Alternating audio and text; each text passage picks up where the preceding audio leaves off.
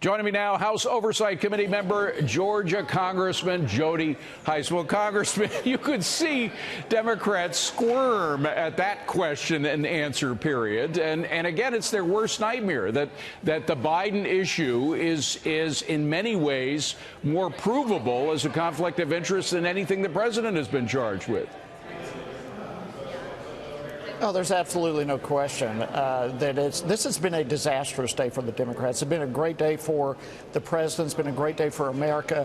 More and more and more, the evidence is mounting that the president did absolutely nothing wrong. No quid pro quo, no bribery, no extortion. The money, the aid was actually given. I mean, it just goes on and on and on. This whole argument is just collapsing in its face for the Democrats. And well, it should. I mean, they've been after this for 3 years. They've gotten nothing, and there's nothing here. And the American people are certainly seeing it straight up. Well, and they set the bar so high when they replaced quid pro quo for bribery. I mean, and again, it's a word that not one of their witnesses has used to describe what the president did in that phone call.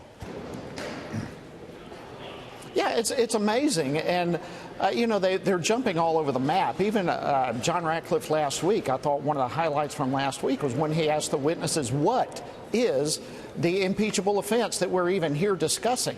And there was absolute silence. So the witnesses are unaware of any impeachable offense. The Democrats can't name what the impeachable offense is. So we have gone from quid pro quo to extortion to bribery to whatever it is. I mean, and there is nothing there. And I think Ratcliffe was phenomenal bringing up the only time in 3,500 pages that the word bribery is even mentioned is in reference to Biden. It's just, it really is, this thing is collapsing. So how in the Lord's name are they going to prove bribery when not one of their own witnesses has said that what the president did in that phone call was a form of bribery?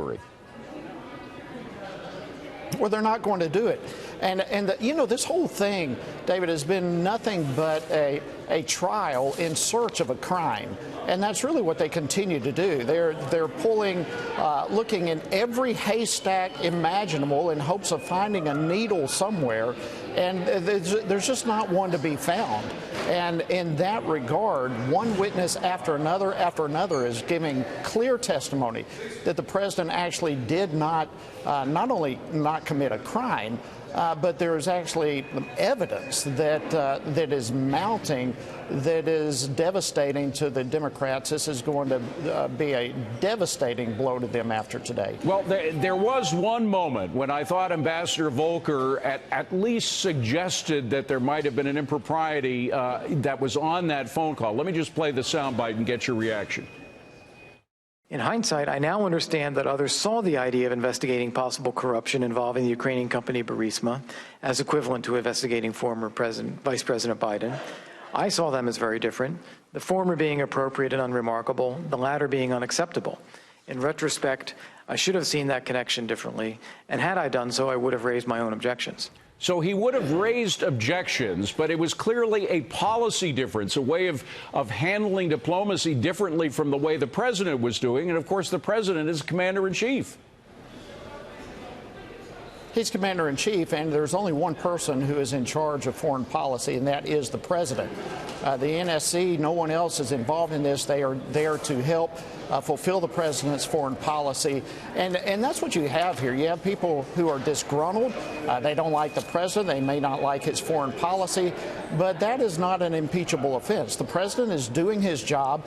And I think it's important for us to be reminded it is the president, this president, Donald Trump, who made sure that lethal weapons went to the Ukraine that they were capable of defending themselves against Russia. That did not happen under Obama. No lethal aid went to. There was some military hardware, as MREs, as the president said, but no lethal aid. There is the other. Yeah, I'm sorry. Go ahead. No. I mean, just the comparison between the two administrations is phenomenal. It is this president. And just keep in mind, it wasn't long ago they were accusing this president of colluding with Russia, and yet it's this president who gives lethal aid to Ukraine to defend themselves against Russia. And, Congressman, the other point is what the president wanted to do was to make sure that our hard-earned money, tax money, was not going to go to a corrupt government. And just to give us an idea of the kind of government we were dealing with, I thought Lieutenant Colonel Vindman had an interesting testimony as to an offer he received to be defense minister from the Ukrainians. Let me just play that soundbite and get your reaction. The whole notion is rather comical that I was being asked to consider whether I'd want to be the Minister of Defense. I did not leave the door open at all. Okay. But it is pretty funny for a lieutenant colonel in the United States Army, which really is not that senior, to be offered that illustrious a position. Now, Congressman, it is comical, but at the same time, it gives you a sense of the culture of corruption into which the president didn't want to pour more of our money. And I think that is the whole point here. The reason, listen, there's a law. The president was actually abiding by the law to make sure that the hard-earned money of the American taxpayer is not going to be wasted and going to a foreign government that would waste it or use it in corrupt ways. The president has the responsibility to make sure that our funds, our foreign aid, is going to be used for the purpose for which it was intended. And in so doing, he was doing his job. He was abiding by the law, and I believe that really is the essence of this whole thing. And by the way, according to the Washington Post in a piece last August, some of the money that Vice President Biden wanted to give to the Ukrainians would have benefited Burisma, the corrupt gas company on which his son served as a board member. So there's a lot of questions that need to be answered about corruption emanating from all of that. Congressman, great to see you. Thank you very much for being here tonight. Appreciate it.